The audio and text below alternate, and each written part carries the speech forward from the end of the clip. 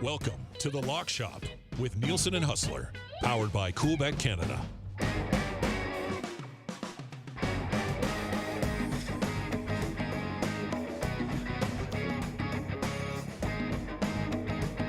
.11:01 on a busy Tuesday in the National Hockey League. Welcome inside the Lock Shop. Dusty and Hus back with you once again. When we cut to the video, I was just kind of laughing at it. I was looking around for my Damon Bunting water, and I couldn't find it anywhere. And it cut to me on the video, and I was like, what's going on? Do you see my Damon Bunting water anywhere? No. Do you mind throwing me another bottle from the fridge? I don't know. I must have taken it out when I was talking to Eric. I know, it's on gone. Anyway, Dusty and Hus with you. Hus, did you know your buddy Damon Bunting's got self-branded water bottles that he's given us here at Edmonton Sports Talk? You mentioned that. It's funny. I forgot to bring that up at the game. We weren't drinking very many waters on Saturday night, actually. It was many other liquids at the Rogers Arena and thereabouts around it. But, yeah, by the way, hey, when you got the Damon Bunting Charity Classic, you got to have water for your golfers and for all of your satisfied customers throughout the greater Edmonton area. Well, exactly. That's right. When you're just moving homes left and right, I mean, you've got to look after people and keep them hydrated. So Damon Bunting's doing a good job doing that. We're working on getting some EST branded water as well. We already got the logo done up. So yeah, eventually we'll be water suppliers for the. What the hell do you guys need water for? You've got beer. Yeah, we got lots of beer. Well, you know, it's important to mix one in every once in a while, right? Isn't that what people tell you, mixing a water? Yeah, it's the Edmonton Sports Talk, your 24-hour spot for Edmonton sports, as well as beer and water.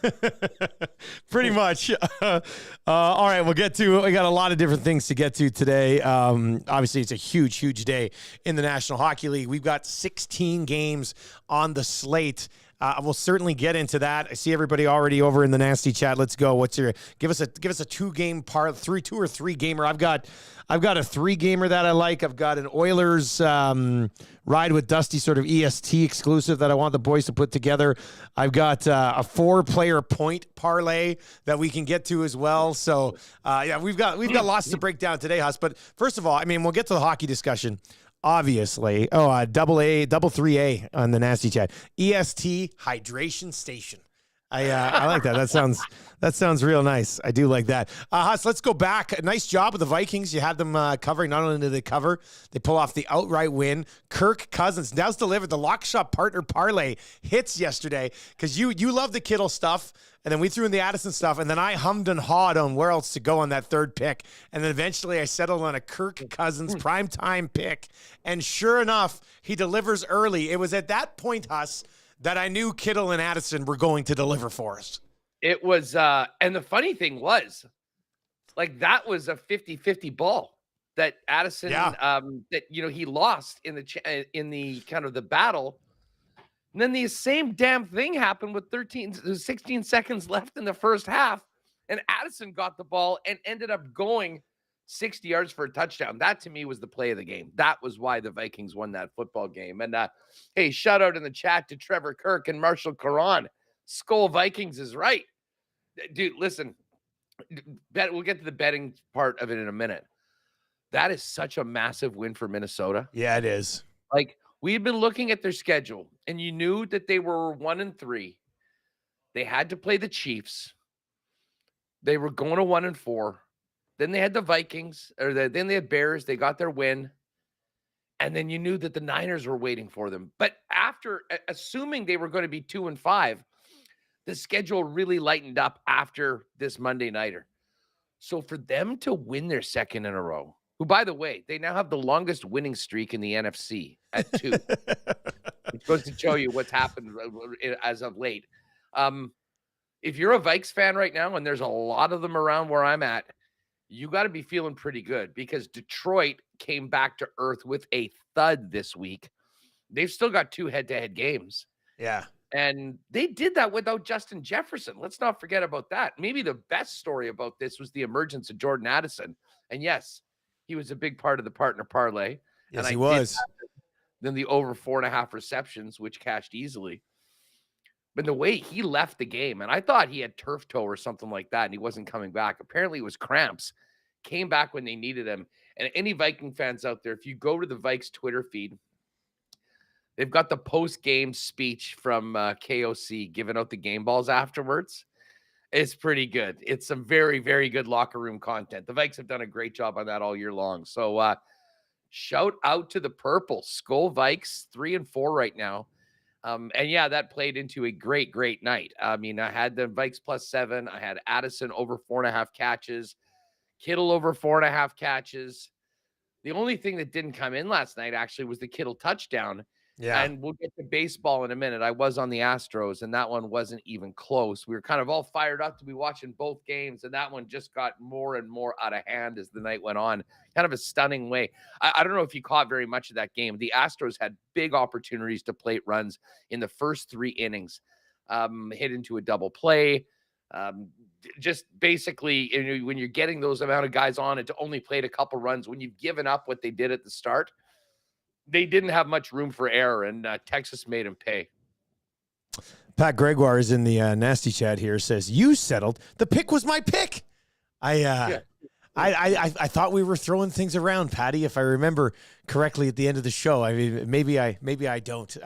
Although he did say that was one of his plays, I guess.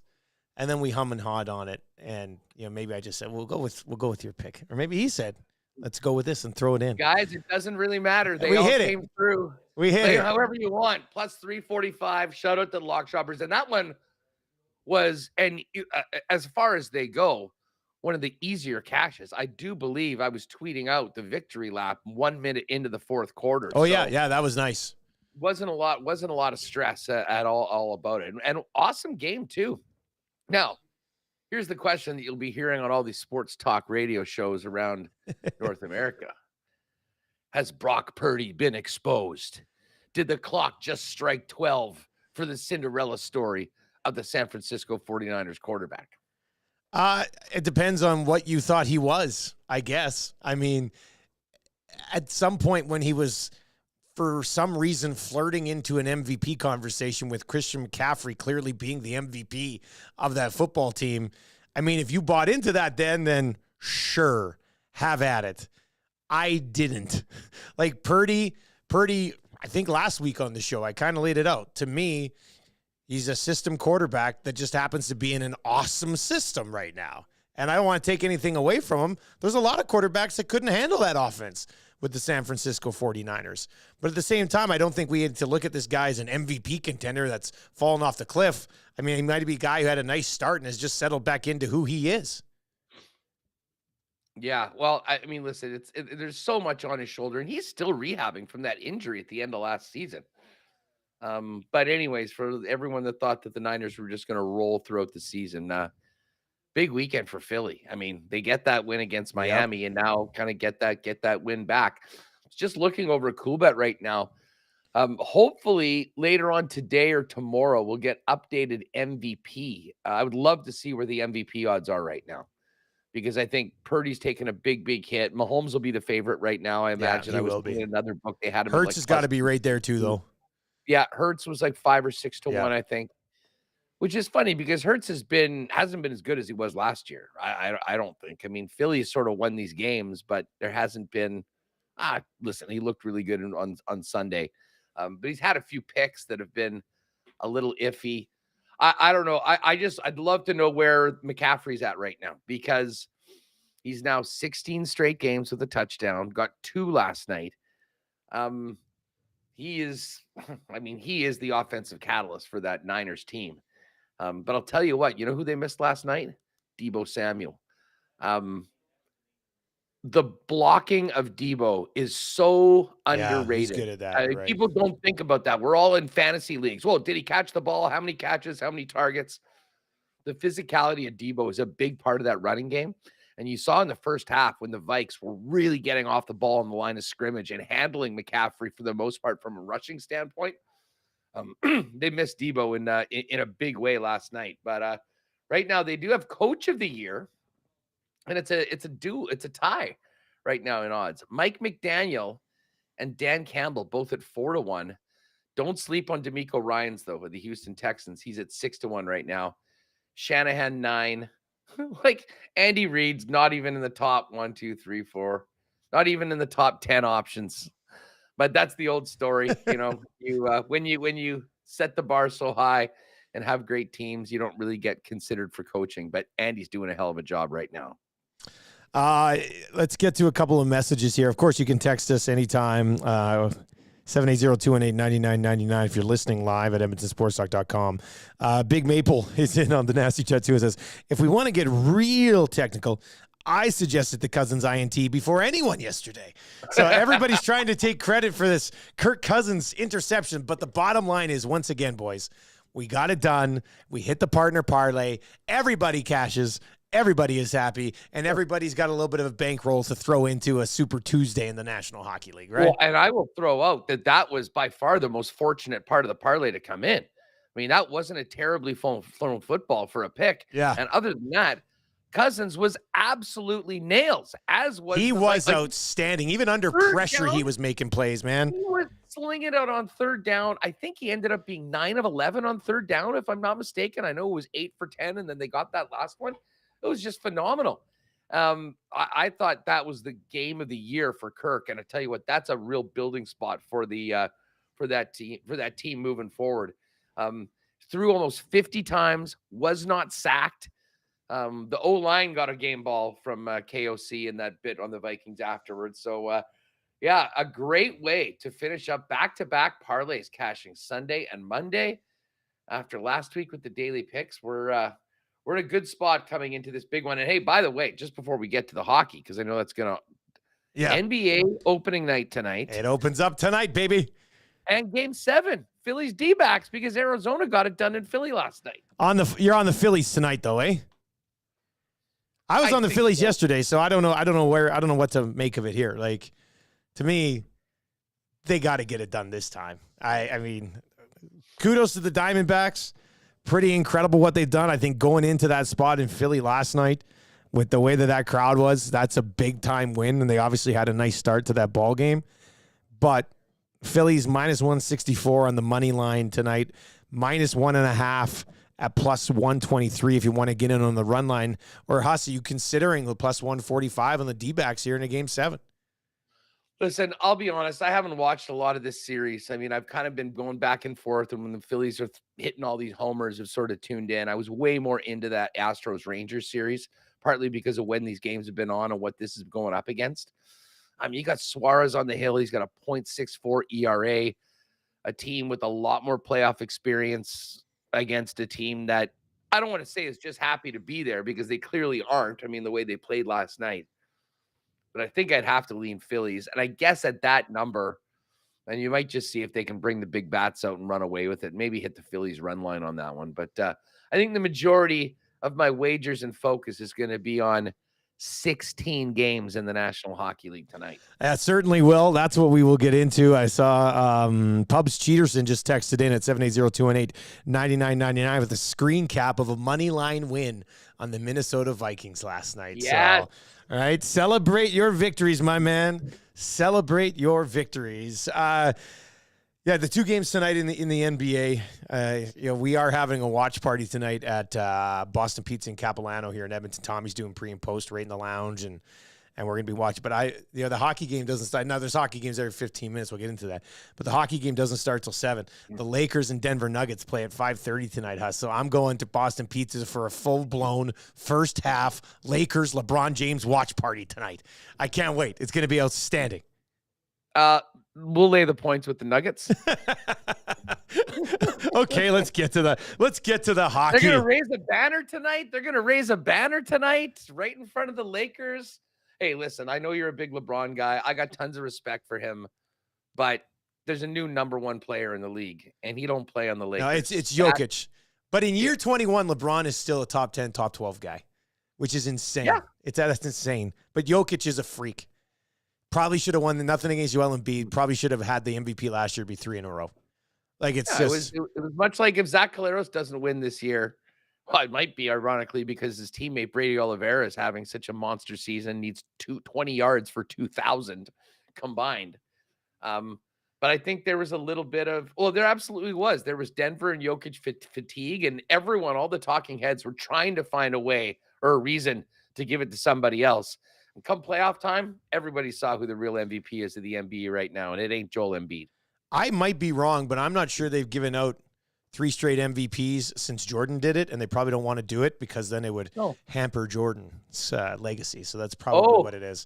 Hey, quickly, that's my conspiracy. I might be wrong. Maybe Kobe did it, but I don't think so. I don't think anybody's gotten 3 in a row because you can't go 3 in a row because then you put yourself at that level.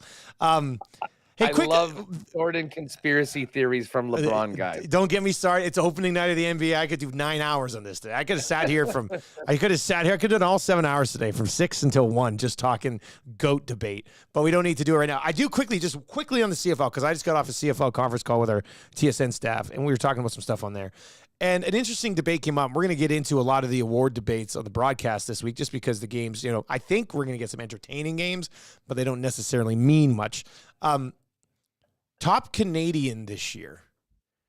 I mean, I look at it automatically, it's got to be Brady Oliveira. But then we had other people on call go, well, Matthew Betts just has more sacks than any Canadian in the history of the game this year. So, I'm assuming Winnipeg comes out on the side of Brady Oliveira. But can you see the reason for Matthew Betts setting the all-time Canadian sack record to also be in that conversation? I'm torn on it.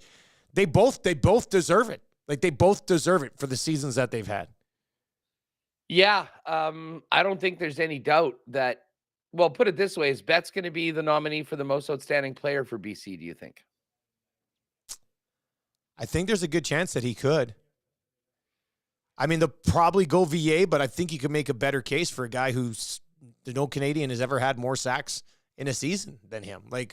Vernon Adams didn't lead the league in any category. And for Brady Oliveira, the only Canadian running back who's ever had a better season is John Cornish. That's it.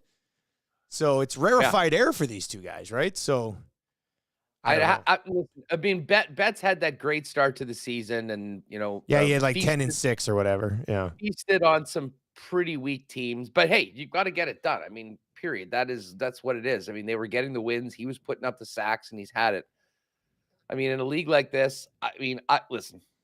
Everyone from Winnipeg is going to throw down on Brady. And to be perfectly honest with you, Nick Dembski's probably not even going to get his own team's nomination. No, he won't. As Canadian. 1,000 yards. Just hit 1,000 yards on the season receiving, never mind all that he does in so many other aspects. So I think it just goes to show the great Canadian talent right now in the Canadian Football League. And that is a great thing for the league, as much as if these guys had these individual seasons in previous years, they might have been a lock for the award. And this year, there's a lot more competition. Great stuff for the 3-down game. Anyway, more on that as we work through the week on our CFL picks. And, maybe we get some of those odds up at some point as well. All right, Hus, NHL tonight, huge slate. Let's just talk about this idea in general, because we laid it out on the show. What do they call it? The Frozen Frenzy, the Super Tuesday, whatever you want to call it. We basically came to a consensus today on the Nielson show. And, I like the idea. I hate it on a Tuesday night when Major League Baseball playoffs and it's the opening night of the NBA season on a weekday. I don't know. Well, most hockey fans do not care that there's 2 NBA games on tonight. Yeah, but if you're trying to get any sort of new eyes on the league, you're not getting any tonight. What do you mean? It's dominating all of ESPN. People are still going to turn and find the baseball game, and they're going to turn and find LeBron going up against the defending champions and Steph Curry playing Kevin Durant. That's how it's going to work in the United States. I guess so. So the NBA's starting. There'll be more games tomorrow. The World Series is going to happen. And let's face it, this is put together by ESPN for everyone that said, just do it on Saturday. Read the room, everybody. College football runs ESPN on Saturday. That's why we said we would have saved it till after college football and done it on a Saturday. Do it again. Do it a few times. Yeah. I'm looking. Listen, again. I think the only way to watch this in Canada is if you subscribe to the Sportsnet Plus service. But that Bucci Gross red zone style broadcast for the NHL tonight on ESPN and ESPN2 is, I'm interested just to see from a broadcast perspective how it looks, how they do it. But it's going to be running all night long. I think it's a great experiment to do anyway. That's fair. That's fair. Great experiment to do. I asked Craig Button about it on our show this morning, and Button was just like, Craig, he's just, he's got a ton of opinions. He's a hot take machine, and he basically laid it out. He goes, it's not going to work. Like, they're trying to create a red zone feel, but that's why it's called the red zone, because teams get into the red zone, and then you can focus on them for the next 3 or 4 plays. He's like, how are you supposed to do that in the National Hockey League? Like, what do you cut the power plays, I guess? Is that what are they going to try to cut the power plays live? Like, to me, if it's going to be executed, it's more of a not cut to live show, but basically a live highlight show. Remember back, was it Steve Koulias on The Score? Koulias and Ludsey. Remember the show that they had on The Score, which was unbelievable, which was really well done, because it was, but you can't do it the same way as they would do a red zone style. So I'll be from a broadcast perspective, like I said on the show today, the reason I live this is so that we can go through and pick 16 games today. In the that's it's great for us in the lock shop and betting, but as a consumer of the NHL, as a fan, I mean I'm not overly pumped about it, but I do like the fact that we can treat it like an NFL Sunday. So maybe they get something out of that. I'm just looking right now. The other thing that this is going to be great for, and I know we don't talk a lot about this on the lock shop, but is DFS. And well, huge for fantasy. Yeah. This is, I mean, fantasy in general. Oh man, we should have made a way bigger contest today. We did a little, we often, and for those of you that are, that do play DFS, we've got a little Winnipeg Sports Talk League, and Remus will set up, contest, usually $3 contest for big nights in the NHL.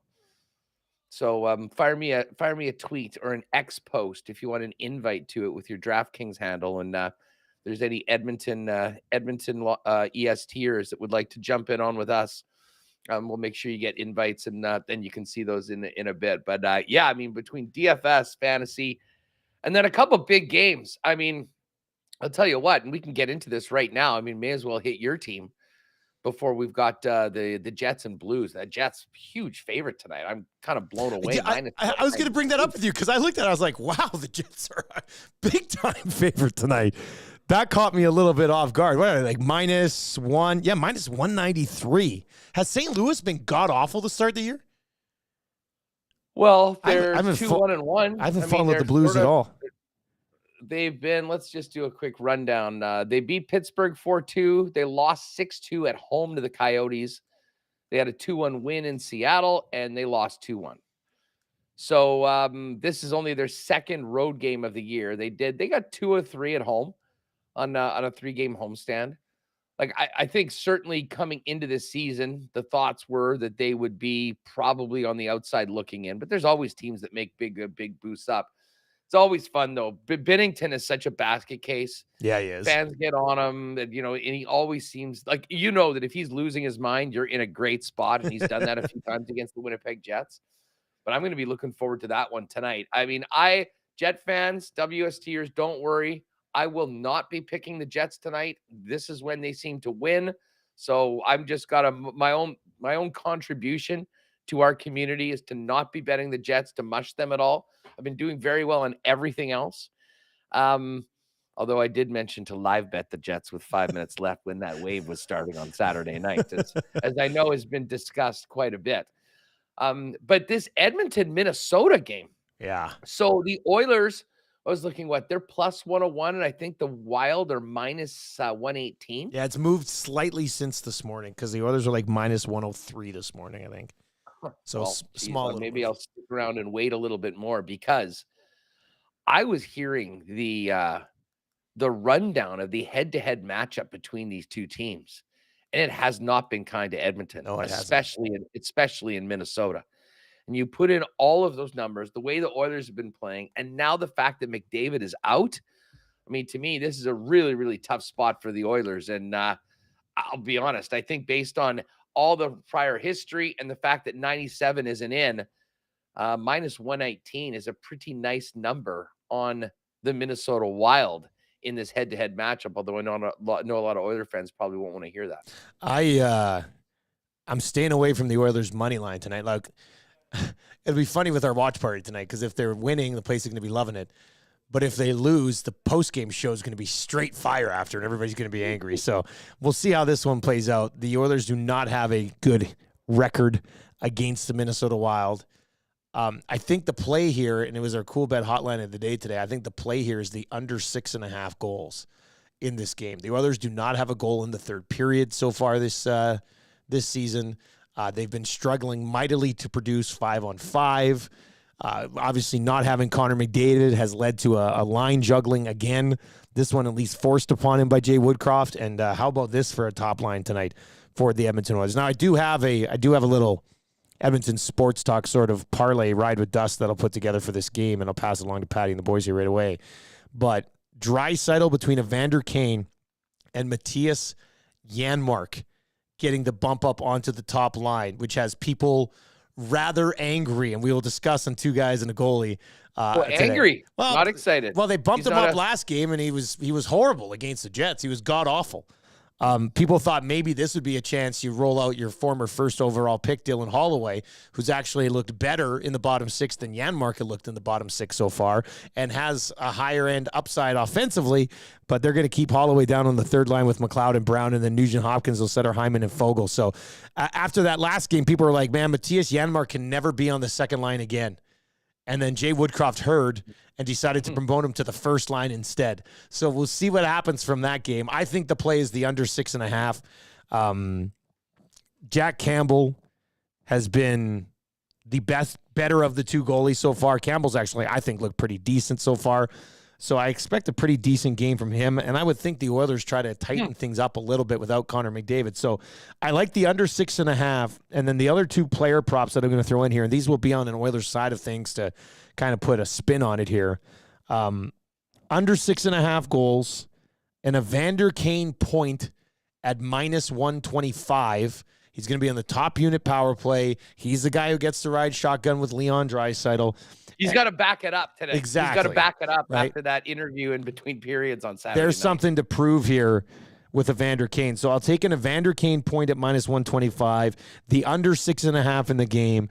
And then, boys from CoolBet, if you are watching, the Leon Draisaitl shot total is set at 3.5. I want to drop that down to 2.5 and then take the over. So if we can get Draisaitl over 2.5 shots, plus Evander Kane point, and then the under the 6.5. I know it's not going to be a huge number, but I do really like that play tonight. So, Patty, let me know in the chat when you get that up. You'll be able to find it in the exclusives tab at CoolBet, along with, I'm sure we're going to put together a little parlay today. Although, Hus, let's quickly hit on the Jets, and then we can dive into some of these other games. From a Jets perspective, huge number. So where do we find the value in that game tonight? Well, great question. I mean, I think if you wanted to jump on it, I mean, obviously the puck line number for a -193 is actually pretty nice at +134. Let's fire up these player point props right now. I mean, man, Kyle Connor and Mark Scheifele, those numbers keep getting, I mean, it's not quite McDavid Draisaitl like, but 310 for KFC, -220. And Josh Morrissey, who's had a great start to the season, he's in at +175. The guy that you know what, if you want a point prop for the Winnipeg Jets, I would lean to Alex Iafallo. He's been awesome. Really ever since he started off. He had been with Adam Lowry. Appleton lost Darnell Nurse on that early goal on Saturday night, and Rick Bowness switched Iafallo up with Scheifele and Connor. And much like Gabriel Velarde, I mean, he seems to add a defensive conscience to that line, is a great digger, wins puck battles, able to get those players. And he's a central figure on the power play too. So I think that if you're looking for a point prop, Alex Iafallo at -112, probably the best way to go. And then just looking at goal scorers, Kyle Connor and Mark Scheifele. Scheifele's got 4 in his first 5 right now. He's at +135. Either one of those guys is, really, really been hot right now. So you kind of got to sort of keep riding with those dudes. Nikolai Ehlers, I see at +200. He has been a bit of a work in progress, but now that Vlad Nemetsnikov's centering that line, I think he's probably looking a little bit more dangerous. Certainly did in the second half of that Vegas game right now. But I think if you're looking at props right for the Jets, focus on that top line. The point, there's no value in points, I think, for Scheifele or Connor, unless you want to go to over 1.5. So I like Alex Iafallo -112 for a point tonight. And then if you're looking at goal scorers, pop on Scheifele or Connor. They've been the guys pulling the trigger for the Jets. All right. What about from the rest of the National Hockey League here, Hus? So I got a few things that kind of jump out to me, and then I've got a little 4-player point prop that hits at plus 257, so we can get into that. But such a busy slate. What else do you like tonight in the National Hockey League? Well, I mean, I've just been going through this and I've been slapping down. I mean, we certainly, it's not like if you don't really like a game, you've got to bet it tonight because you got plenty of options. I've got 4 picks already locked in that I like that I'll be making tonight. One of them is the Wild, as we mentioned.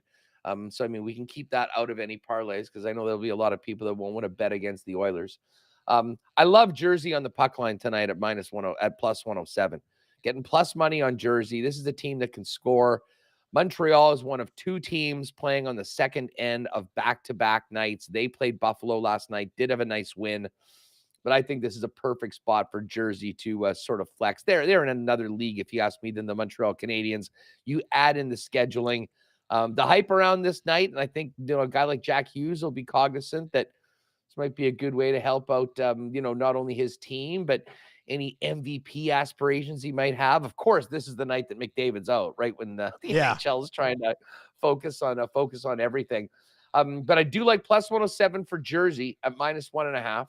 I like the money line for the Minnesota Wild at minus 118. I like the Rangers money line in Calgary against the Flames. I'm sure a lot of people in Edmonton can get behind that. Listen, I think the Rangers are a better team to begin with. Plus, you've got Rasmus Anderson.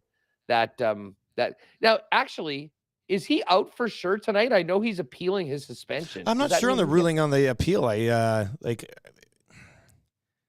me see. You guys, I don't know if they're allowed to play during the. I'll double check on this right now, but I'm sure somebody in the nasty chat knows too.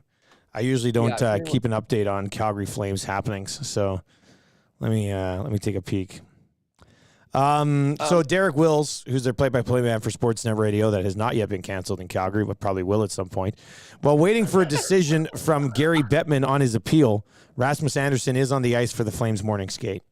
So that's what we know for now. So I guess my question was, will they? Because I knew we hadn't had a ruling yet on the appeal. They're going to have to. I bet you they rule on it this afternoon. Hey, you would think so. I mean, imagine if they said, "Oh, we're just going to leave this for the week and we'll rule on it next Monday, so we can play in the Heritage Classic." It's not that hard of decision. Look at the play, make your ruling, and stick with it. That being said, I still like the Rangers at minus 130. And I'll tell you what, I think we're getting great value on the Detroit Red Wings. Yep, I love the Red Wings. Minus 122 in this game tonight against the Seattle Kraken. They've won 4 games in a row. Here are their last 5 games after losing a tight one, 4-3 to the Devils. They beat the Flames 6-2. They won 5-2 in Ottawa. They put up 6 in a 6-3 win at home against the Penguins, shut out the Blue Jackets on the road, and beat the Lightning 6-4.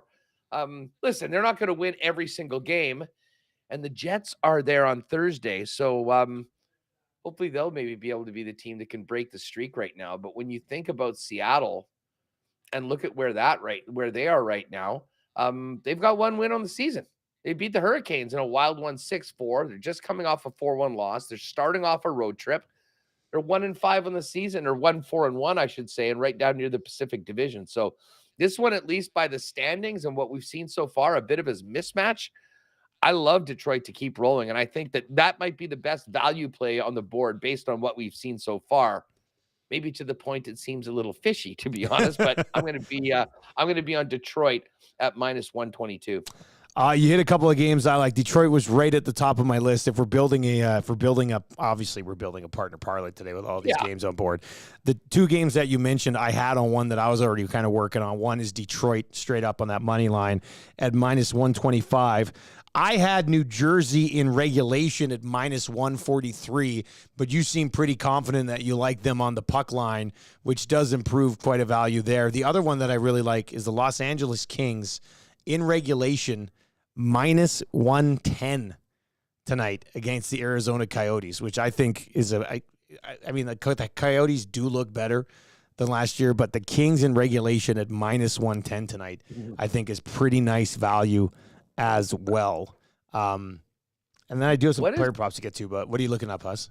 what's the total on that game? 6.5. 6.5, yeah. I think I'll be leaning on the under on that game. You know, you look at what Arizona's done so far this year.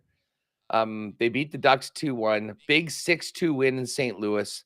They went out and started off their season on the East Coast. They beat the Devils and then lost 2 really tight, low-scoring games against the Islanders and Rangers. 2-1 to the Blue Shirts and 1-0 to the Islanders. Like I have been very hesitant to bet against Arizona right now. I still think we get good value betting on them. And listen, LA's in a good spot right now. I mean, they had that big win in Winnipeg. They followed it up, putting up, I think, 7 on the Minnesota Wild, but then lost to the Boston Bruins in their last game out. I'm nervous about betting against the Coyotes right now. They just seem to be like the team that is the parlay killer. Well, that's the last thing we want. We don't want a parlay killer tonight, buddy. We definitely well, don't. we like Detroit and we like New Jersey. Is there anything else you love? What about Vancouver and the Preds? Vancouver plus 103, Nashville minus 121. Which side are you on there? This season. You know what? Just based on their starts, I think I would go on Vancouver. That being said, I don't trust them for a minute after the one time we did bet on them. They got shut out by the Philadelphia Flyers. And then Rick Tocchet absolutely lost it. What about these early games? Like we haven't got to a few of the ones right off the top. Carolina at Tampa. Tampa has had sort of an up and down start, shall we say, without Vasilevsky. Yeah, without Vasi. And they've actually lost 4 of their last 5, although a couple have been in OT. They're 2-2-2 so far this season. The one thing about Carolina is that they are, and I don't know whether he's going to be able to go tonight, but they're without Sebastian Aho, and they have been giving up a ton of goals. They gave up 6 in their last loss to the Avalanche. Before that, it was 7 giving up to the Seattle Kraken. So I actually don't mind Tampa maybe in this situation, at home against a team that is finishing up a 6-game road trip that took them all through the West Coast with the Kings, Ducks, Sharks, Kraken, Avs, and now a stop in Tampa before they get home. What a trip. Time. So this is a good spot play is what you're thinking. Yeah, I mean, plus 105 plus home money. Dog. I mean, not all these favorites are going to be winning. We've got that. Let's see. What's Ottawa and reg? Ottawa in regulation is minus 116. Buffalo lost 3-1 last night to the Montreal Canadiens. Ottawa's looked really good and really good at home as of late.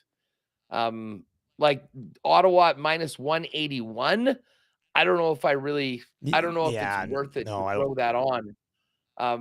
And listen, I don't know if the puck line, I don't know if we can lean on the puck line, although Ottawa has been scoring some goals and doing a good job in that.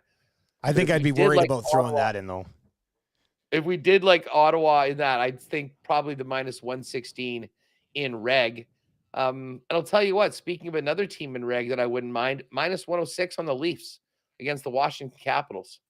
And the Caps, as I know you've been paying attention to, being a big Ovi guy, have had a relatively slow start, 1-3 on the season, coming off losses in Montreal and in Ottawa. Their lone victory this year is a 3-2 win in a shootout against the Calgary Flames. And I hate betting on the Leafs, but in regulation at minus 106 against a team that you just laid out in the Washington Capitals, that might actually be one that I just have to kind of turn my nose at and put into a parlay. Early game, though. It is the first game. I mean, again, we can maybe put a couple of these in together, or basically maybe we do a ride with Hus, a ride with Dusty, but we work on a partner parlay because let's see, what were the games that we were talking about? Well, Detroit and New Jersey, we both love, right? So, yes, those are the ones that we really like. Somebody said, "What about the Avs, you guys? Colorado on the road." Yeah, I don't mind the Ottawa play in regulation at minus 116. And I could be convinced on that spot that you laid out that Carolina's in here going up against Tampa. I think of all the 3 games, these early games that we just looked at, I think Tampa Very weird to see Carolina surrendering so many goals. Now, at the tail end of a 6-gamer, rolling into Tampa, a Tampa team that should have their act, or like should be focused at least to try to pick up a victory. I don't hate them just to straight up money line it at plus 105. But do you have a take on that Colorado game? Well, listen, I mean, I think that the Avalanche are, I mean, they are the standard in the West. They're 5-0 right now. They're going into New York minus 146. To be honest, that's not paying a price that's unreasonable for a team that's playing at the rate that they are. And they've beaten, listen, they haven't beaten a bunch of, listen, they beat LA and they beat the Hurricanes. But they're just able to score at a rate so much higher than the Islanders are.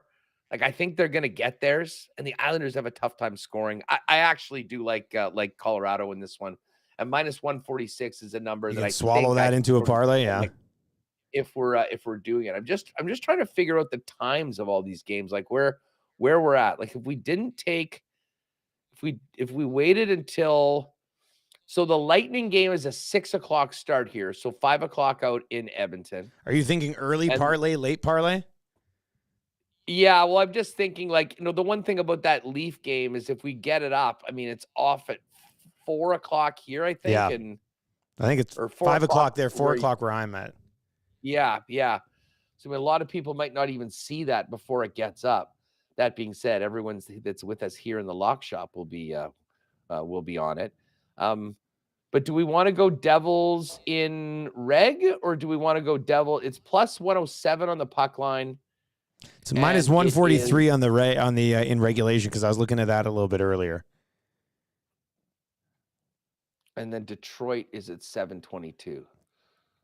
So we're locked in on that. I'm just seeing here. I mean, listen, if we took out, let me just take these games out. We got this. So the Devils on the puck line with Detroit and Tampa money lines is plus 672. Oh, that's a big one. I was going to say if we get Tampa money line. So that would be an earlier game. Let's see what it changes if we put in the regulation. And plus 534 in reg. I don't mind that. The difference in this one, like if they're going to win in regulation, there's probably an empty net. A good shot at an empty netter. New Jersey is probably going to do it. I mean, I still like the puck line on this one. If we're gonna take a swing. Well, let's do it. New Jersey puck line. Tampa at home money line. Yep. And Detroit money line. Boom. And that's plus in that 672. Okay. Patty, Jake, whoever's watching. One more time, New Jersey puck line, Tampa money line as a slight dog at home, and then Detroit money line because they've been rolling. Plus 672. Excellent.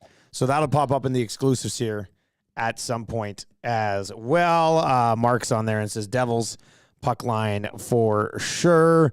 And yeah, you can text us anytime too, 780-218-9999. We got two guys in the goalie coming up. Hus says WinnipegSports coming up. Hus, I've got a 4-player point prop parlay here as well, if we want to put this together. I love it.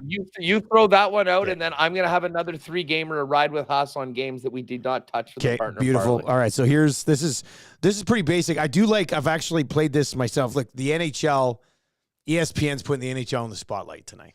And who's the one guy that they've been pumping out like crazy? Connor Bedard.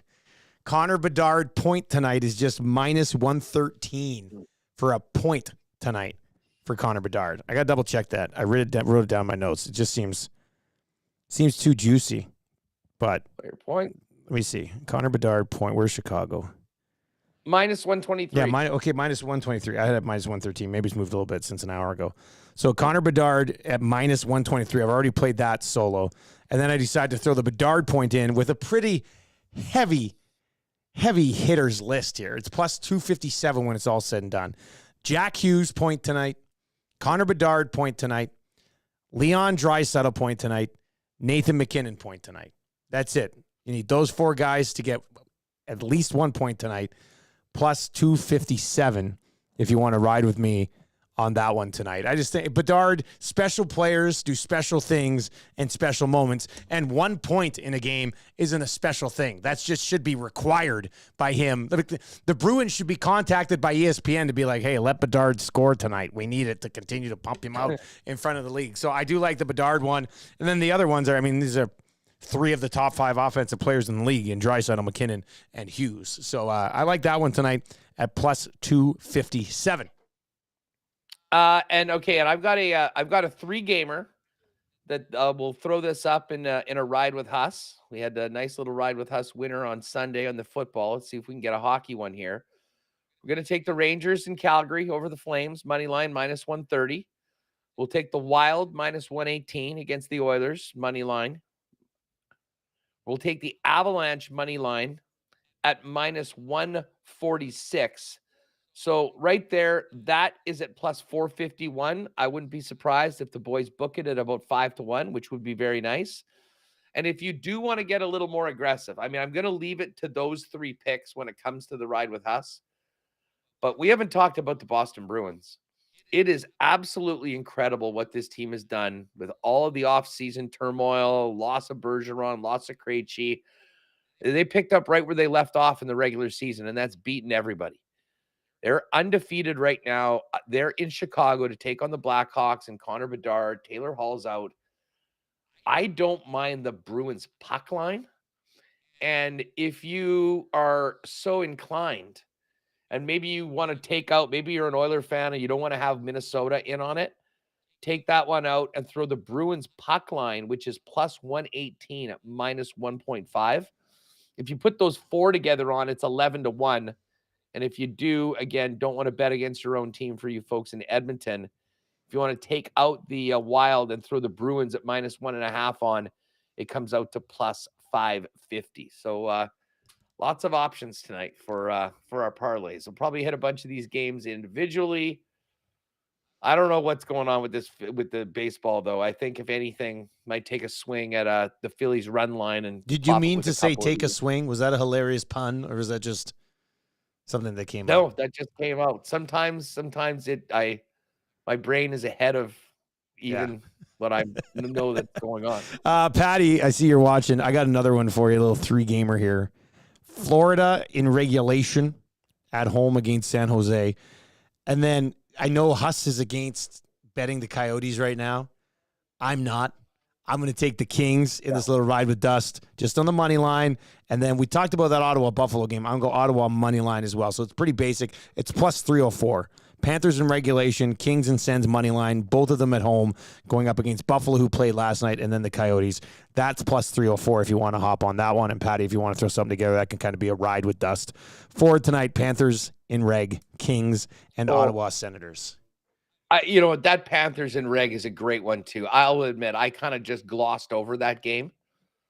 But at minus 149 at home against the Sharks, Florida, they looked okay against the Jets. They came back with 2 big wins at home. One on the road and then one at home, Leafs and Devils, and then lost to the Canucks in their last game. I think they come back big time tonight. In fact, that's it's minus 108 on the puck line too. That's definitely a puck line candidate if you want to throw that in. But I'll probably add that to a couple. But as I say, Rangers, Avs, and Wild is going to be the ride with Hus tonight. And then I don't mind if you want to get aggressive and throw on the Panthers on the puck line or in reg. Same thing with the Boston Bruins. You can jack that one up even further.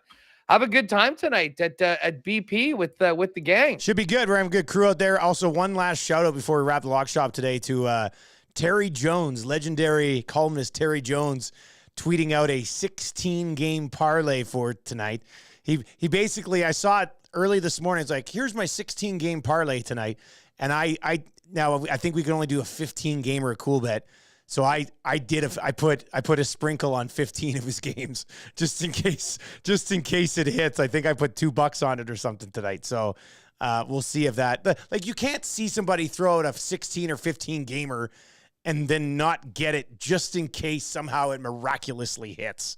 So yeah. Throw even $2 on. Like, what were the odds on? Well, at 16, it was like plus 284,000. And then I had to eliminate one game to get it down to 15. And I think I put 5 on it. I think it pays over $7,000. So we'll see how it plays out. You know what? I'll say this for Jonesy. This is a guy that has been an institution in Edmonton for decades. He has a Hall of Fame broadcasting journalism career. If he gets this parlay tonight, it would completely eclipse anything he's done professionally his entire life, and we would be here for it. So go, Jonesy. And hey, by the way, shout out to Tyler Nisbet. Tyler was one of the lock shoppers and ESTers that grabbed me at the game, fired out a pic of us saying what's up outside Rogers Arena. So to see Tyler and everybody else that popped by and said hi when I was out there on the weekend. It's too bad I wasn't there for a couple extra days. Would have loved to chopped it up with the fellas and get into some suds with the gang for the watch party tonight with everything else going on. But enjoy, everybody. And good luck with the picks. Cool Bet exclusives. Looking forward to that. I'm sure you've got plenty of options for a play of the day today, Dusty. Oh, yeah. Well, and you know what? The one I hit yesterday was the one pick that you had that didn't hit. I went with the Kittle touchdown yesterday. And I was like, son of a bitch. Like, it drives me nuts. Hus, have a great show on Winnipeg Sports Talk. We'll be tuning in after 2 guys and a goalie today. Did you mention what you got coming up? What do you got coming up? Well, you know what? We're going to be Stephen Wino's coming up. We're going to kind of tee up the bunch of NHL stories around the league before this massive night with 32 teams playing. Mike McIntyre for the Winnipeg Free Press is going to get us ready for the Jets and Blues. And we're going to have a lot of people in this city are still talking about Connor Hellebuck's after hours interview on Hockey Night in Canada. If you didn't see it, we're going to have some of the best of that. We'll hear from Scott Arniel, who, of course, is acting as the interim head coach right now while Rick Bowness takes away to be with his wife, Judy, who's in hospital. Thoughts with both of them. So, yeah, lots on tonight in the National Hockey League. And, of course, a big one here in the Peg with a 7:45 start between the Blues and the Winnipeg Jets. Have a good one, Dusty. Good luck, everyone. Let's keep it rolling. See you later, man.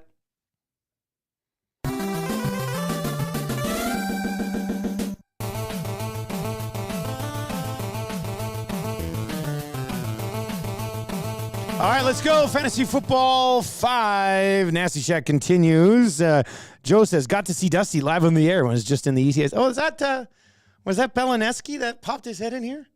I always wonder. I think somebody else popped by earlier today, but I was on a conference call, so I couldn't go out and say hi. But if that was one of you, I'm sorry I couldn't pop out and say hi. All right, Fantasy Football 5 brought to you by great partners at Century Casino, Sports Bar, and Lounge. And Lieutenant Eric is there every single Monday and Thursday. They're taking qualifiers Mondays and Thursdays and Sundays to get in the mix to win a trip down to Los Angeles to see the Rams and the Browns. Maybe while you're down there, you take a look at the Lakers schedule and slide on over and check out a little LeBron James in year 21. You might want to do that as well. All right, so I've been talking a lot on the Fantasy Football 5 about my team that really sucks this year. I got a lot of 3-4 teams and a lot of 4-3 teams. I've got a 1-6 team, but I also have a 7-0 team. Sometimes you have to celebrate your successes. So I'm going to lay out my 7-0 team for you on the Fantasy Football 5, and then we'll get into a full-blown meltdown on 2 guys and a goalie today with Matthias Janmark being bumped up to the top line by Jay Woodcroft. What is happening? That's going to be a fun one. I think it's just Gadra and I today. Should be a pretty good time. Maddie, by the way, did I hear Tecmo out there? Were you guys playing Tecmo? I set it up. You know, we need Tecmo Super Nintendo. That was our game. I'm already looking into it. Beggars can't be choosers, though. No, it's great. I played a game of the Bills. It was cheating. I had like a 90-yard touchdown run. It was awesome. It's good to be back, baby. That was nice. Thanks to Kev for dropping that off today. Okay, so waiver wire targets. There's a few receivers that I'm still a little surprised that haven't been picked up in some leagues because they've been pretty consistent so far this year. One of those guys is Josh Downs. I don't know if it's just a Gardner Minshew connection, and if it is, that's a good thing because Gardner Minshew's not going anywhere. He's basically going to be riding this thing out with Anthony Richardson banged up for the rest of the year, and Downs continues to have a really nice rookie campaign. His last 5 games, he's been terrific. Over his last 4 games, he's averaging at least 13.1 PPR points. And I'm looking right now at his CBS numbers, and he's only rostered in 45% of CBS leagues. Now, this would vary from app to app, But still, if it's 45% rostered in CBS leagues, I'm assuming the most you'd see him rostered anywhere else would be about 60%, I would think. I know he's not, I don't think he's available in any of, well, maybe in the Juan Rincon Football League, he might be available. In some of my deeper leagues, he's certainly not going to be available, but that's a guy that you can look at, and I would say relatively comfortably start. I had Kendrick Bourne going in one of my lineups this week. He had pretty good. He's in a less than 50% rostered. I don't know what to do about Brandon Cooks. I had him in a league. I dropped him a couple of weeks ago. Is he starting to come around a little bit there? Maybe. It's an interesting week on the waiver wire. It really is. I mean, if you're just streaming quarterbacks, you're not really diving into too much from week to week. But, there's a lot of games this week. So where do you come out on... This is an interesting one. This is an interesting topic from a stash perspective on Kyler Murray. Is Kyler Murray, in Kyler Murray in a one quarterback league, not worth the stash? We might not see him till week 10, week 11. But in, for example, in the one league that I'm struggling in this year, 16-team league, that guy's been stashed for 2 years now. But in a deeper league, if you're somewhat in a desperate quarterback situation, you might want to consider a little Kyler Murray stash just in case, because there might be something there along the way. Minshew's legit a streaming option if you've been streaming quarterbacks all season long. Now, against the Saints, their defense is a little bit better. You might want to get on the other side of that one from a streaming perspective. Derek Carr would be available in a few leagues as well. A couple of other guys to look at. Darrell Henderson. We shouldn't be surprised by this. Darrell Henderson is like that disease that comes up every once a year that you just can't get away from, right? Darrell Henderson pops up and you're like, oh my God, what do we do with Darrell Henderson here? And then he just becomes Darrell Henderson again and other guys get healthy. So I don't know if I'm scrambling to try to get Darrell Henderson. DeMercado is interesting just because James Conner is going to be out for a couple more weeks. So that's something that you can look at in Arizona. And then Chris Rodriguez is the other one that I wanted to kind of hit on quickly. Brian Robinson Jr. is still the guy there. I have no idea. Antonio Gibson is one of the most frustrating fantasy football people of all time.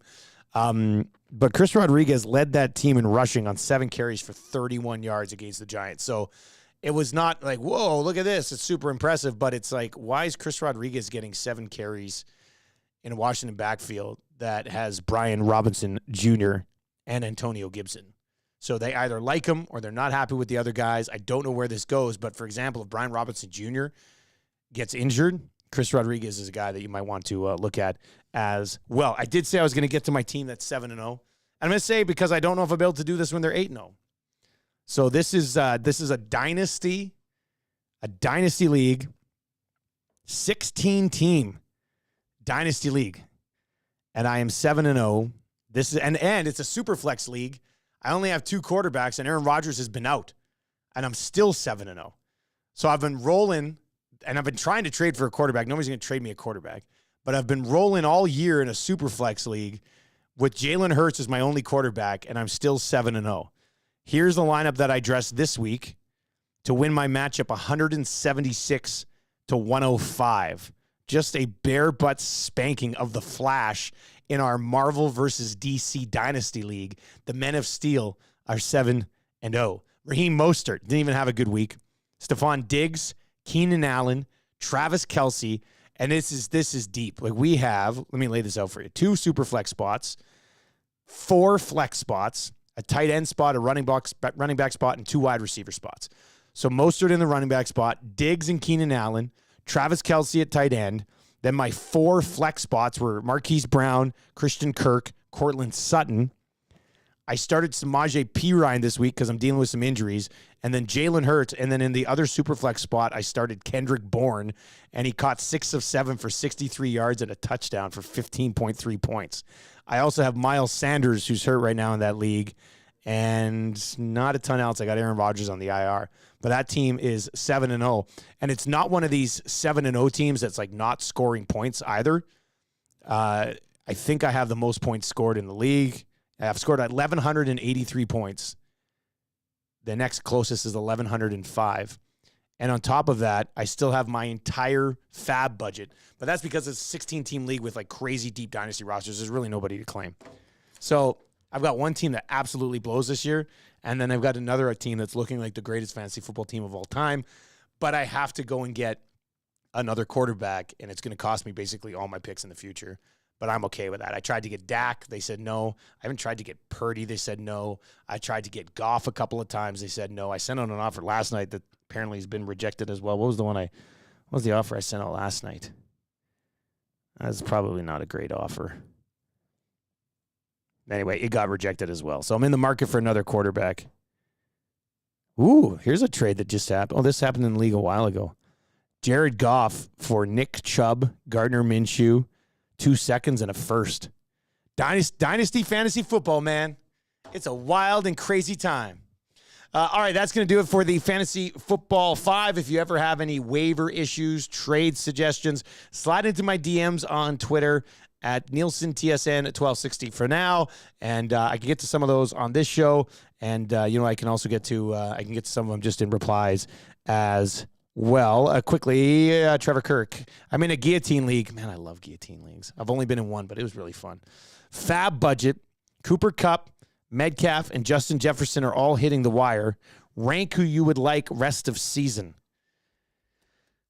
What's the timeline on Justin Jefferson?